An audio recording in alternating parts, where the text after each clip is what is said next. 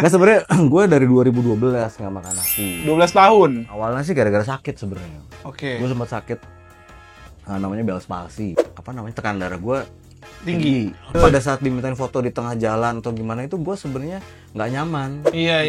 Jadi bukannya intro, bukannya apa tadi lo bilang? Sombong, sindrom ya. Lebih ke malu gue sebenarnya gitu. Tapi gue baru tahu kalau lo ternyata balik ke base-nya 2019. 2019. Itu kan yang lo tonton itu berarti Project Reunion. Bosen jadi musisi. Di momen itu, di tahun itu kita ngerasa, kalau gue bilang ya, stuck kreativitas.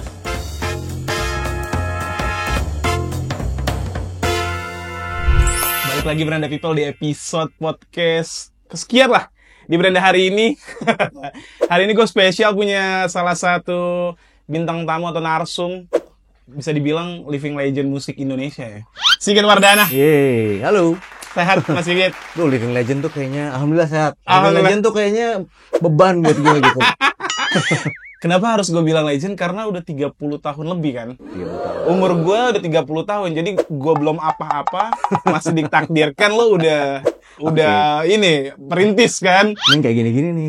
Kayak gini, bikin langsung berasa tua aja. tua gitu. Tapi enggak, lo tetap awet muda lo. Alhamdulillah. Ini nggak usah bahas industri musiknya apapun karir lo. Kenapa lo nggak makan nasi, Mas? Ini fun fact.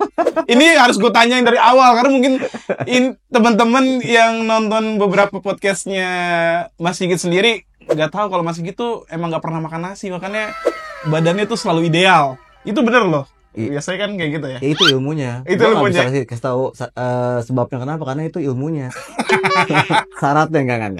Nah, sebenarnya gue dari 2012 nggak makan nasi. 12 tahun. Iya, 12 Iya, 12 tahun. Lama 12 juga tahun. sih. Awalnya sih gara-gara sakit sebenarnya. Oke. Gue sempat sakit, namanya Bell's palsy. Bell's palsy itu nggak bisa gerak yang sebelah ya. sebelah ini ya. Gue lupa kiri apa kiri kalau nggak salah itu kiri, Oke. gue nggak bisa gerak. Oke. Nah, dari situ yang tadinya gue nggak terlalu concern sama kesehatan gitu, makan apa aja segala macem ya, akhirnya itu jadi kayak apa, trigger gue buat lebih memperhatikan kesehatan sih. Nah itu jadi gue ngecek segala macam kan, ngecek kolesterol apalah segala macam gitu. Nah ketahuan kalau apa namanya, tekanan darah gue tinggi. Oke. Emang turunan. Iya. Nah terus gue pelajarin. Salah satunya adalah karbohidrat kan ya gitu. Nah yang paling banyak mengandung pada saat itu yang gue tahu ya, yang paling banyak, yang paling jahat lah gitu, tanda kutip, itu ada di nasi. Gitu. Ya udah akhirnya gue coba untuk stopnya nggak langsung tiba-tiba nggak makan nasi gitu. Dari setengah dulu, setengah porsi gitu ya, terus sampai terus makan nasi merah, sampai akhirnya benar-benar nggak makan nasi. Tapi itu susah banget kan? Karena Susah. bahan pokok utama kita makan ya bagi orang Indonesia terlebih kan. Ya sebenarnya Nggak nasi nggak makan gitu. Itu mindset ya. Itu mindset mindset benar. benar. Itu mindset sih. Akhirnya gue jadi kayak ngerubah itu sih. Awalnya emang susah. Kalau misalnya lagi lapar tuh kayaknya bawaannya marah-marah. Iya. Pusing, Uring-uringan. marah, uring-uringan. Akhirnya gue bawa tidur gitu. Kayak anak kecil lagi Kayak jadi. anak kecil gitu. Kayaknya udah nangis-nangis nih, coba deh bawa tidur aja deh. Ngantuk nih. Ngantuk nih kayaknya. Tapi lo nggak makan nasi itu berarti nggak ngerasa lapar terus, Mas? Sama aja, akhirnya kan terbiasa ya. Sebenarnya badan itu setelah gue pelajarin ternyata badan itu kan akan beradaptasi. Jadi kalau ya mungkin di setahun 2 tahun di pertama itu Berat ada berat, cuma setelah beradaptasi udah akhirnya terbiasa sih. Iya. Metabolisme juga terbiasa. Iya. Jadi Dan ini, ngomongin soal tadi apa, berat badan segala macam. Iya, setelah nggak makan nasi itu gue rasain banget gitu. Dulu tuh gue maksudnya gue masih makan nasi, terus tapi gue olahraga apalah segala diet lah gitu, tapi tetap makan nasi itu nggak ngaruh buat sama gue. aja ya. Ternyata asupannya ya yang salah. Begitu nggak makan nasi turun drastis. Tapi memang bener sih, beberapa ada kayak pola diet kan macam-macam sekarang ya, ada intermittent fasting dan lain hal. Paling utama ya memang kalau lo mau mengecilkan badan ya itulah asupan makanan. Tapi jangan mengecilkan perannya. Benar. Jadi udah 12 tahun nggak makan nasi, jadi lauk aja gitu makannya. Sama pasir kadang-kadang. Bener, kucing berarti. Iya sebenarnya gue cuma nggak makan nasi aja, maksudnya makan semua, makan daging, makan segala macam gue makan. Oke, nggak pilih-pilih ya. Nggak pilih-pilih. Mas, Ini gue mau nanya, meskipun udah 30 tahun lalu dan lo mungkin rasanya bosan gak sih ceritain Bass Jam? Gimana terbentuknya Bass Jam? Bosen. Bosan ya? Bosan. Enggak, gue mau nanya, lo pada saat itu privilege-nya ada gak sih, Mas? Karena lo masih muda untuk rekaman. Privilege dalam Dalam artian entah latar belakang keluarga masing-masing personil punya kenalan di label. Terus lo berada dalam keluarga yang lumayan menengah ke atas. Karena ya era itu kan lumayan sulit ya, nggak sekarang buat gampang recording lah. Atau latar belakang teman-teman personil punya kenalan musisi inilah, atau label ini. Sebenarnya enggak sih. Prosesnya itu kan emang kita nggak cuma, maksudnya nggak pada saat bikin band terus langsung rekaman, nggak gitu ya. Bikin band itu 94, biasanya itu betul 94. Baru keluar album pertama 96, berarti ada 2 tahun kita berproses gitu ya. Ya selama masa itu kita berproses, manggung sana ke sini, sampai akhirnya memutuskan untuk kayaknya kita bikin album yuk gitu kan, sendiri nih. Nah, mungkin yang pada saat itu kita dibantu sama ada namanya almarhum Om Hari Sabar, dia musisi senior gitu ya. Nah di situ beliaulah waktu itu yang ngebantu kita untuk nawar-nawarin demonya Bass Jam itu ke label-label, beberapa label lah. Gitu. Iya, karena beberapa dari hasil interview lo dengan banyak musisi, gue merasa pejangan-jangan Bass Jam berlatar belakang ada privilege. Terlebih lagi, lo juga tahun 90-an kan tinggal di Bogor kan? Gue kira memang anak gaul Jakarta kali nih, ya kan? Dengan beberapa link networking yang bagus. Enggak. Justru gue itu ke Jakarta baru gitu ya. Pada saat bikin Bass Jam, baru tuh gue main-main ke Jakarta gitu. Ternyata gue di Bogor. Nah mungkin ya itu yang ngebantu sih Om Hari itu, karena kalau dibilang privilege mungkin itu ya. Tapi Om Hari Sabar itu nggak punya hubungan keluarga sama secara khusus. Nggak ada. Sama Bass Jam kita memang minta tolong beliau, minta bantuan beliau untuk jadi produser di demo dan albumnya Bass Jam yang pertama. Gitu. Bermimpi ya? Bermimpi. Ya udah gitu. Lewat beliau sih. Era itu sebelumnya punya band lagi nggak sih, Mas? Di Bogor ada. Di Bogor ada. Karena biasanya ya proses orang buat band terkenal tuh SMA nanti lah. Nah, SMA tuh festivalan. Lo kan udah langsung terkenal. Festival gue menjalani itu sih. Ikut-ikutan festival di Bogor, tapi di Bogor ya cuma di Bogor aja. Gitu. Tapi biasanya bukan band pertama lo berarti? Bukan. Dari Bass Jam itu gue bikin Bass Jam kan tahun 94, itu berarti gue kelas 2 SMA kalau nggak salah. Ya dari SMP gue udah mulai ngeband. Dari SMP udah mulai ngeband band sekolahan itulah. Iya. Terlahir lo di keluarga musisi kah? Atau berkesenian? Pencinta musik ya pasti gitu. Terus bokap gue juga sampai sekarang masih main musik. Cuma mungkin bukan musisi recording gitu. Dia main-main di stage gitu aja. Reguleran gitu aja. Yang menangkan berarti bokap. Yang apa? Mengenalkan ke musik. Bokap sama nyokap ya. Karena emang di rumah tuh waktu gue kecil emang di rumah nggak pernah sepi lah dari musik gitu. Udah pasti bokap mau berangkat kantor waktu itu pasti masang lagu. Gue mau berangkat sekolah juga pasti dengerin lagu. Rasa-rasanya old money ya. Biasanya. Ya kan? Karena kalau orang yang tidak old money tuh rasa-rasanya kayak makan dulu lah, beresin apa dulu. Tapi ini bokap dengan relax dengerin lagu. Lagu yang paling terinfluence pada saat kecil apa, Mas? Terpapar apa sama musik bokap? Kalau judul lagunya sih banyak ya. Salah satu lah. Waktu itu dengerinnya kan emang The Beatles sudah pasti itu. Terus ada Chicago kan dulu bokap pada saat itu bokap lagi main alat tiup. Saxophone? Trombon. Trombon. Di bandnya itu dia main alat tiup. Jadi kan Chicago itu kan kental banget sama string sectionnya kan, gitu. Horn sectionnya. Nah itu jadi dengerin Chicago terus sama Phil Collins. Gitu. Jadi, ngulik lah. Iya sambil ngulik mungkin ya, jadi dengerin sambil ngulik gitu kan. Akhirnya gue jadi dengerin terus, jadi akhirnya nempel sampai sekarang sih gitu lagu-lagu mereka. Era lo 30 tahun lalu saat itu menurut gue, meskipun gue juga baru lahir setahun bahkan gitu. Susah banget nyari referensi musik. Lu dapat dari siapa, Mas?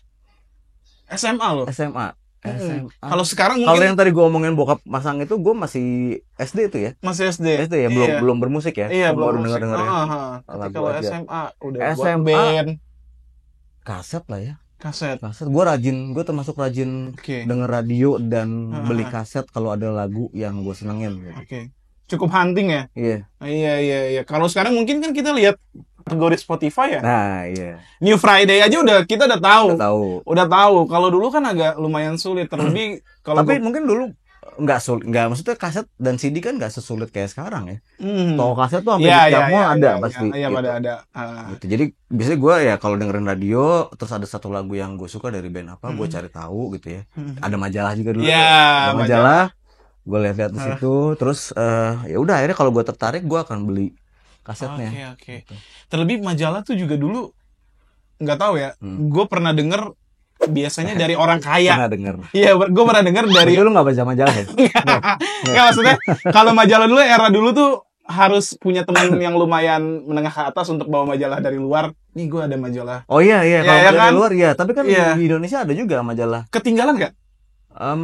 Iya lumayan sih. Lumayan jauh ya. Iya. Karena mungkin yang di luar di sana lagi apa gitu dengerin di sini Tapi baru kan kalau lagu enggak ya, kalau radio enggak sih. enggak. Kalau Tetap menurut gue update. Radio update. Iya. Tinggal informasinya aja tuh. Iya. Kadang-kadang kan ada lagu dari band apa yang ini siapa ya gitu kita nggak tahu.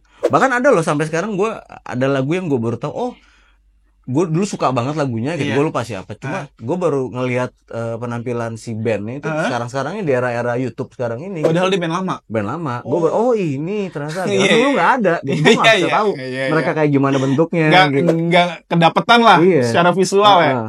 Nah, album pertama Bermimpi meledak tuh lumayan tuh. Alhamdulillah. Nyangka nggak? Enggak lah. Enggak ya. Maksudnya buat album itu pressure nggak, Mas? Karena kan masuknya profesional. Iya, masuknya profesional. Lumayan banget sih. Tadinya kan bersenang-senangnya. Kalau jadi ada kontrak kan jadinya lumayan beban ya. Ya kan? Terus terang sih pada saat itu gue dan teman-teman nggak mikirin ke kewajiban kontrak ya, karena benar-benar kita masih kecil tuh ya. Masih gede-gede gini semua. Yang penting waktu itu, rekaman nih. Iya. Lagu yang kita bikin direkam, terus bisa didengerin lagi. Iya. Itu sih yang lebih pressure sebenarnya itu, kayak masuk ke studio yang tadinya belum tahu harus ngapain gitu kan. Ini buat mixer, ini buat apa, cara ngerekam gimana. Bener-bener polos aja deh. Iya, bener-bener nggak tahu lah. Itu sih pressure lebih di situ, proses Iya. rekamannya. Tapi begitu udah selesai, iya, karena saking ketidaktahuan kita ya udah selesai udah gitu. Iya. Jadi nggak mau ngapain. Nggak ada manajer, ada nggak sana? Manajer ada. Ya itu udah urusan manajer, urusan label pada saat itu. Lulus SMA tuh udah meledak atau belum, Mas? Lulus SMA pas album pertama rilis. Oke, berarti kuliah meledaknya. Maksudnya merasa Iya. Ya lumayan kuliah. dikenal paling semester 1 semester 2 gitu. Iya, paling sadar Mas Sigit, lo dikenal tuh karena faktor apa? Tiba-tiba ada yang minta foto kah? Tiba-tiba ada yang manggil lo dari jauh kah lo? Oh iya ya, gue udah terkenal nih. Lo anjing, gue harus remind. Karena kayaknya jarang banget nih 30 tahun yang lalu hal ini ditanyain gitu. Karena gue biasa nonton, oh ya bahas Jam, gue mau bahas coba yang sisi-sisi itunya tuh. Mungkin gini ya, gue kan dulu gue naik angkot tuh kan ya. Apa namanya, ya mau ke kampus, mau kuliah, atau misalkan mau latihan sama passion pun gue juga naik angkot, naik bis ke Jakarta, ke Bogor. Ya mungkin di situ kali ya, di angkot tuh mulai ada yang notice bisik-bisik yang ini kayaknya kenal nih, ini kayak kenal. Gila. Itu sih kayaknya sih. Star syndrome gak lo udah situ? Star syndrome bukannya lu udah nggak terkenal terus lu baru ngerasa lu tetap masih ngerasa terkenal ya? Maksudnya kayak gimana ya? Bukan bahasanya star syndrome, kayak angkuh nggak? Maksudnya kayak tinggi nggak gitu loh? Maksudnya gue dikenal nih, orang-orang pasti happy kalau ketemu. Gue nggak tahu. Orang pasti. Iya. Gue nggak tahu tanggapan orang lain gimana ya. Tapi yang gue rasain adalah gue sebenarnya kan gue itu orangnya diem ya. Gue pemalu sebenarnya. Introvert ya? Mungkin ya. Oke. Gue pemalu sebenarnya orang. Jadi buat gue yang kayak gitu-gitu malah ngeganggu sebenarnya gitu. Takutnya orang ngiranya sombong. Nah itu Padahal dia, memang gue nggak tahu aslinya sebenarnya gue tuh diem orangnya. Jadi gue gue tuh nggak mau diganggu gitu. pada saat dimintain foto di tengah jalan atau gimana itu gue sebenarnya nggak nyaman. Iya, gitu. iya, iya. Jadi bukannya intro, bukannya apa tadi lo bilang sombong, sindrom ya. Iya. Lebih ke malu gue sebenarnya gitu. Keluarga rame dong akhirnya itu. Tiba-tiba lo SMA, gila sih Sigit udah dikenal masih SMA, jadi patokan tuh di antara saudara sebaya. kuliah lumayan ini merepotkan gak dengan jadwal, apalagi baru meledak. Lumayan mengganggu sih. Ganggu ya. Iya, kuliah yang mengganggu ya. Bukan karir lo ya. Bukan karir yang mengganggu. Kuliah mengganggu tuh. Iya. Itulah yang lo putuskan kenapa lo nggak selesai kuliah. Yes. Yeah. Oke. Sebenarnya nggak. Faktor pertamanya adalah karena gue salah ngambil jurusan sebenarnya. Salah ngambil fakultas. Fakultas apa? Ekonomi. Seharusnya? Harus. Gue kan lebih. Gue sebenarnya ikut UMPTN. Lu tuh UMPTN. Tahu dong. Gue ikut UMPTN. Sekarang kan cuma ganti nama SB apa gitu yang kemarin baru pengumuman. Gue itu pengennya masuk ke komunikasi sebenarnya. Gitu. Cuma kan zaman itu komunikasi tuh. Jurusan apa komunikasi nanti? masih jarang banget gitu ya. Masih buram lah apa nantinya ke depannya mau jadi apa. Terus gitu. Pilihan kedua gue adalah kesejahteraan sosial. Aneh banget kan kesejahteraan sosial gitu. Terus gue nggak masuk juga. Bukan nggak masuk. Bukan kesejahteraan sosial.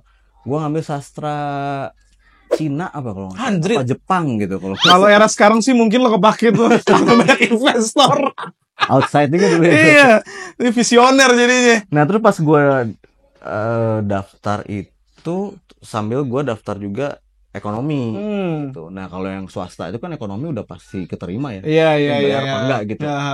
Ya udah karena waktu itu udah mendekati gue ngambil si swasta itu ekonomi. Itu pun karena ikut-ikut temen. Maksudnya teman-teman gue di Bogor yang berangkat ke itu gue kuliah di Depok kan. Yang berangkat ke Depok semua rata-rata ngambilnya ekonomi kalau enggak teknik informatika. Pilihannya itu. Jadi gue nggak mungkin ke teknik informatika, jadi gue ambil ekonomi gitu. Jadi gara-gara temen. Tapi keluarga ngedukung nggak pada saat itu? Ya. Maksudnya ngeband tuh? Ngedukung. Karena kan emang keluarga gue bokap nyokap kan emang senang musik. Bokap juga masih bermusik sampai sekarang. Dan menyetujuinya untuk udahlah nggak apa-apa, musik aja nggak usah kuliah gitu. Enggak sih kalau itu. Makanya akhirnya gue setelah sekian lama kuliah nggak beres-beres. Apa namanya? Ini gue ya, gue ngomong gitu ke diri sendiri. Oke, gue nggak beres kuliah, gue tetap gue harus kuliah. Gue nggak minta lagi sama orang tua. Oke, jadi tanggung jawab semua sendiri.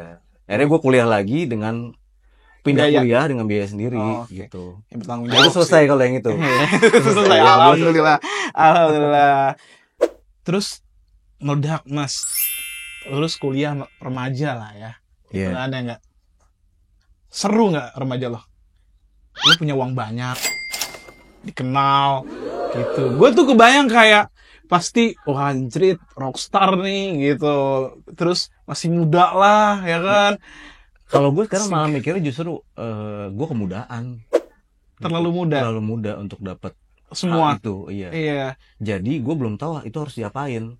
Akhirnya? Memanage-nya. Lo nggak gitu. Foya-foya kah? Pada dasarnya gue nggak suka ya. Gitu. Emang berarti introvert ya. Gitu. Iya. Ya, kalaupun gue pergi ke tempat-tempat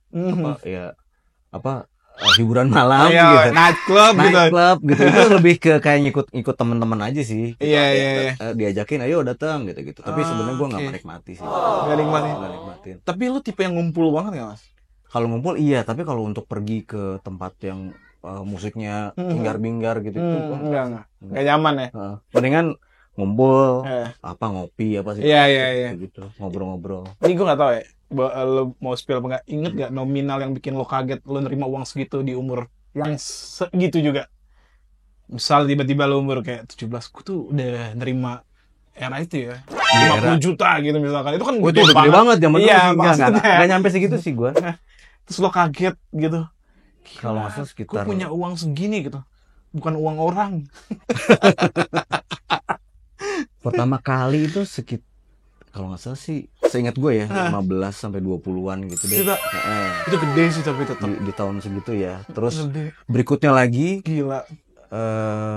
Itu pencapaian album pertama mas? Itu album pertama, album kedua kan nggak cuma dari penjualan album, tapi dari manggung. Iya. Kalau sekarang sih jadi kecil ya sebenarnya. Iya, Pada saat itu lumayan lah. Sekarang UMR aja udah kali 3 Mas, tetap 15 3 bulan tuh orang itu gaji. Terus habis itu album Jatuh Cinta. Album kedua, ya. Album kedua Jatuh Cinta. Nah, banyak yang bilang, gue lihat-lihat beberapa podcast juga, terus gue lihat artikel, ada istilah kayak kalau band tuh di album kedua patokan dia antara mau terus Bener. atau bener-bener redup. Dan sedangkan lo album pertama Bermimpi lumayan meledak, Jatuh Cinta ketiga apalagi Bukan Pujangga itu ya, itu apa ya, kayak bukan menyangka ya. Lo udah tahu formulanya pada era itu? Wah, enggak sih. Enggak. Bass Jam tuh nggak pernah pakai formula sih. Iya.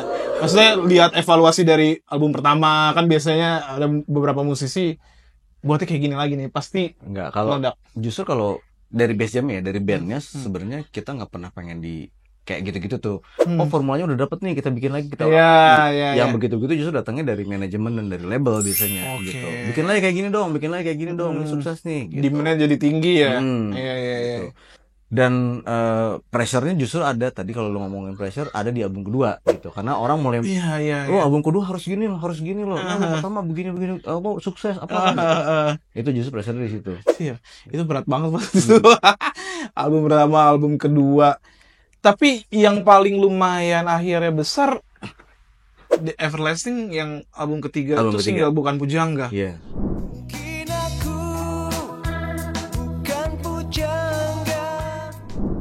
Itu gue mau bahas lagu itu doang. Lagu itu siapa yang buat sih? Bareng-bareng bertujuh. Iya. Semua secara lirikal? Iya. Oke. Secara lirik, secara musik juga. Iya. Di studio gitu. Itu bener-bener gue tuh pertama kali nonton lo, gue nonton Synchronize. Oke. Synchronize gue antara 2018 atau 2019 gitu. 2018 kalau nggak salah. 2018. Pokoknya Bass Jam Reunion gitu.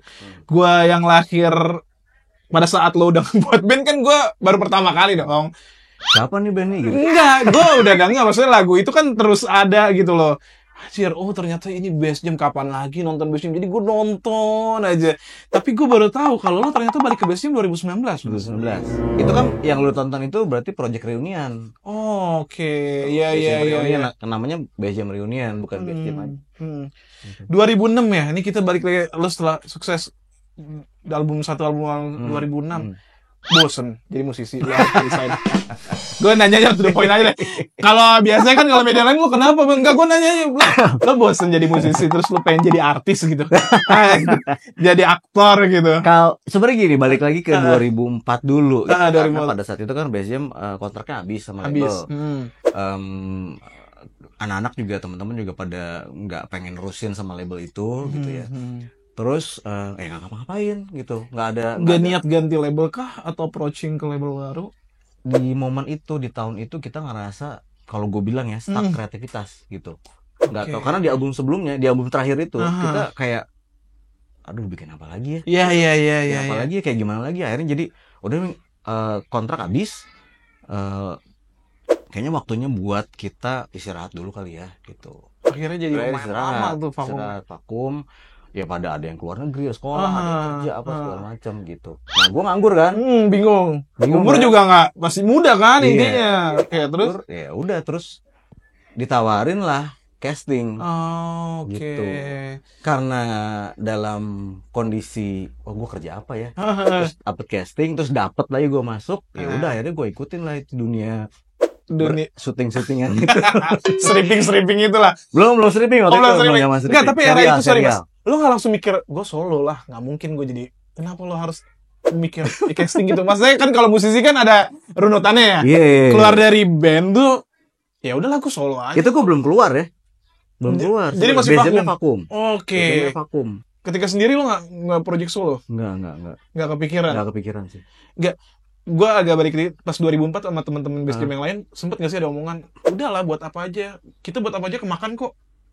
Enggak sih. Enggak ada. Oke. Karena beberapa kayak album pertama, album kedua, album ketiga tuh kayak udah punya fanboy gitu. Kalau ibarat kita ngomongin tech tuh Apple gitu ya. Apa yang mereka rilis kan akan dikonsumsi kan. Kita nggak pernah mikir gitu sih. Oke. Kita selalu pengen bikinnya bikin apa lagi ke kitanya gitu. Bikin apa lagi ya gitu. nggak ada ide sama sekali. Yang gue inget ya, Aha. nggak ada ide lah. Semua kayaknya udah pernah dilakuin semua ya gitu. Apalagi ya. Oke. Jadi ya udah berhenti. Akhirnya Vakum lo dulu. syuting lah. Syuting. Gila. Itu berarti baru pertama kali juga kan? Atau sempat latihan nggak? Maksudnya sempat ikut kayak les syuting kah? Kan ada tuh beberapa nggak. Itu dia sebenarnya gue tuh kaget juga begitu casting. Hah? Jadi ditelepon, datang ya ada casting nih. Oke. Gitu. Gue datang casting terus diterima. Hah? Nggak nyangka juga sih. Ada calon lain nggak? Nggak ada. Tahu gue Nggak. tahu. Apa sih itu sinetron kah? Sinetron. Apa sinetron pertama? Serial. Itu judulnya.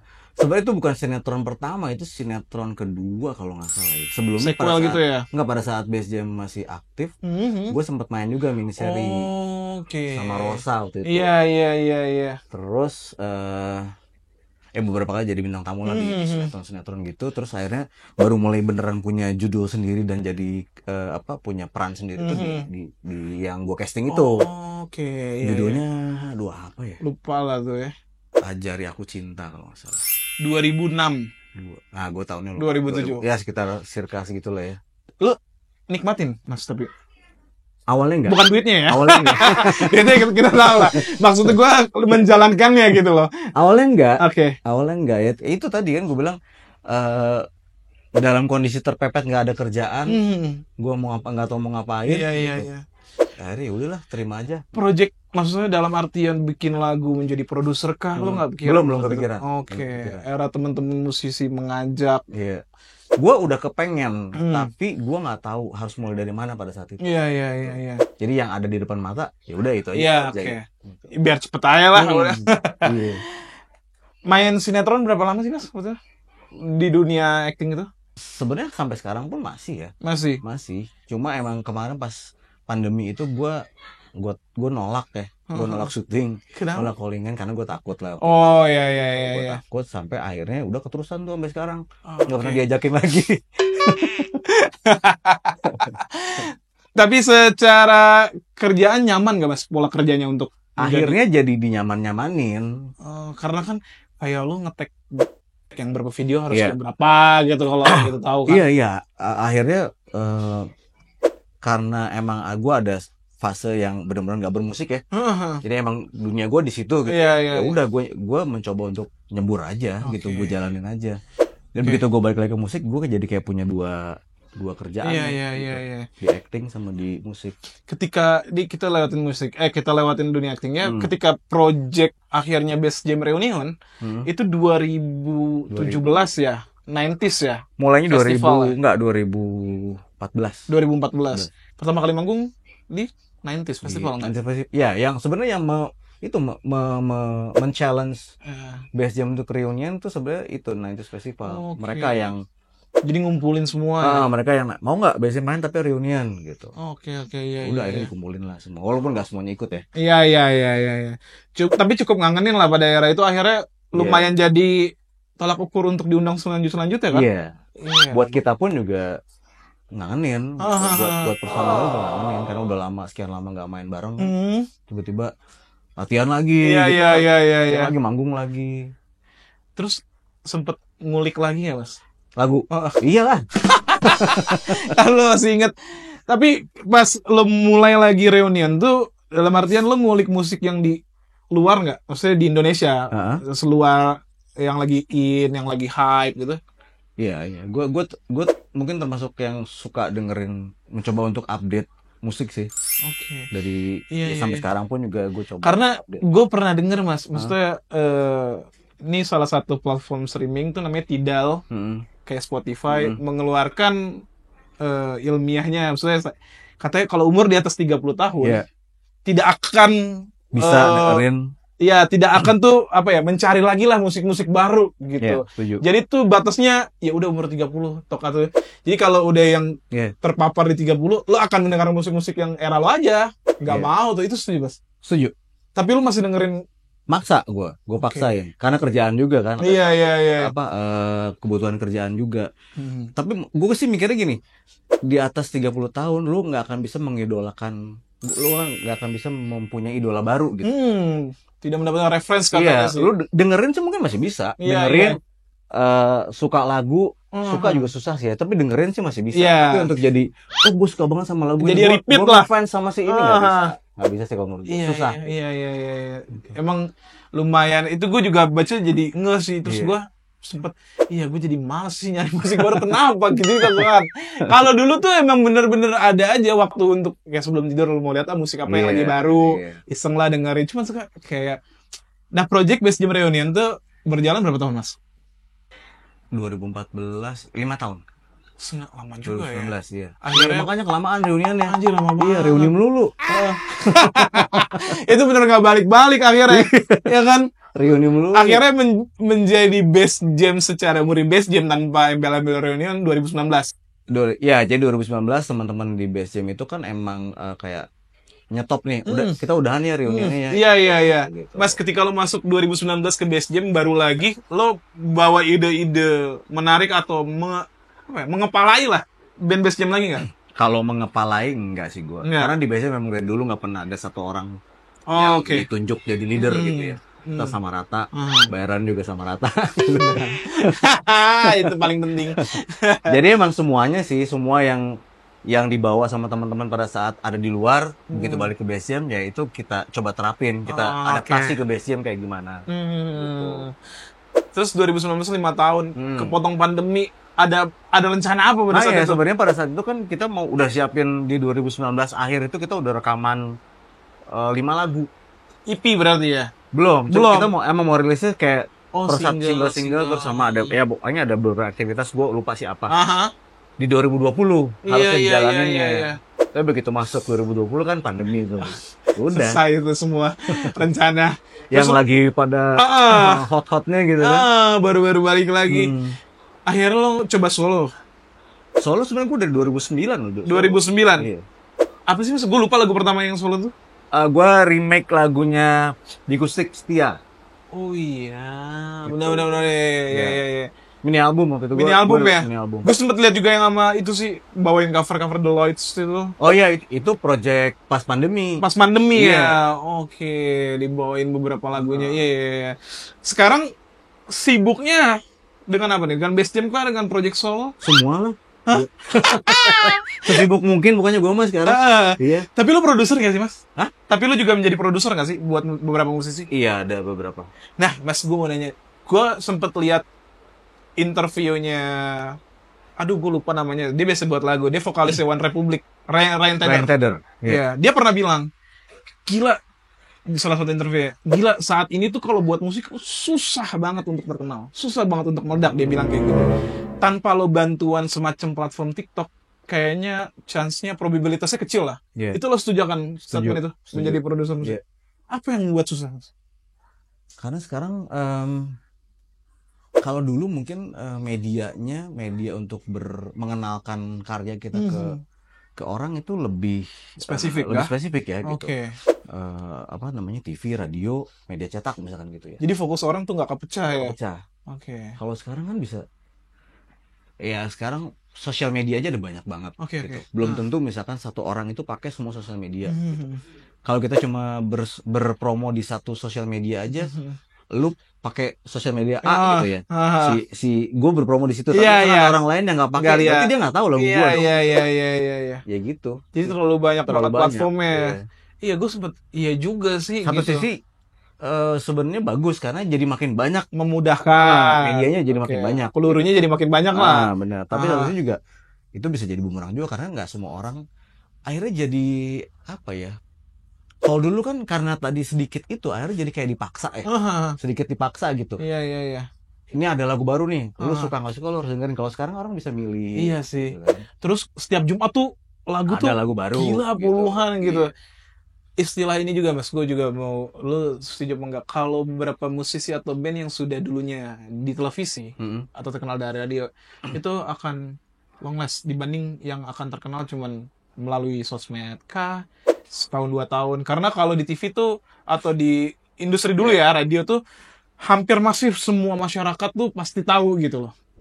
Gua belum bisa bilang kalau menurut gue ya, karena kan era sosial media di digital platform ini kan baru beberapa tahun ya. Iya, iya, iya. Itu kita nggak bisa, kalau menurut gue ya, belum bisa diomongin gitu. Karena mungkin aja ternyata kalau 20 tahun ke depan ternyata si artis-artis yang sekarang besar di Iya, digital dan sosial media juga masih Oke. ada gitu kan. Iya, iya, iya, iya. Next ada karya baru apa lagi Mas dari Best Jam atau lo sendiri kah? Atau lo mau merilis artis? Best Jam di tahun ini sih kita fokus ke 30 tahun itu ya, perayaan 30 tahun gitu. Cier, iya sih 94 2004 bro. Udah punya anak berapa tuh yang Kemarin baru rilis mini album Best Januari 2004. Oke. Terus ya sekarang lagi proses lagi apa aktivitasnya lagi promo. Oke. Terus rencananya akan ada buku juga. Buku Perjalanan karir. Iya, Best Jam. Terus ya pengennya sih ada roadshow yang lagi diatur nih ya. Amin, amin, amin, amin. Manggung terdekat tanggal adakah? Best Jam. Tanggal 28 Juni. 28 Juni. Iya, 28 Juni. Nanti langsung aja lo pantengin Instagram Best Jam. Mas Sigit terima kasih ya. Sama-sama. Sudah main di beranda ya. Semoga tidak membosankan untuk interview dengan saya. Ini masih di berandanya ya, belum masuk ke dalam ya. Terima kasih teman-teman. Sampai ketemu di episode selanjutnya. Bye. Assalamualaikum.